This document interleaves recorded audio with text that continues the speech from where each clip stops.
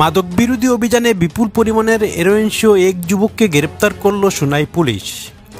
জানা গেছে, রবিবার সন্ধ্যা 7টা নাগাদ সময় এক গোপন সূত্রের খবরের ভিত্তিতে সোনাই থানার ওসি বিশ্বজিৎ নাথের নেতৃত্বে পুলিশের একটি দল সোনাই রাঙ্গিরঘাট 2য় খণ্ড আমজুরঘাট এলাকার সোনাই লক্ষ্মীপুর পূর্ত সড়কে এক অভিযান চালিয়ে হেরোইন সহ এক ব্যক্তিকে গ্রেপ্তার করতে সক্ষম হয় পুলিশ। ধৃত যুবক শাহাজুদ্দিন লস্কর উর্ফে বাপন, তার কাছ থেকে 5টি সাবানের প্লাস্টিক কেসে 197 গ্রাম হেরোইন এবং পাচারের ব্যবহৃত AS11 AD 3270 নম্বরের একটি স্কুটি ও একটি মোবাইল ফোন বাজেয়াপ্ত করে সোনাই পুলিশ।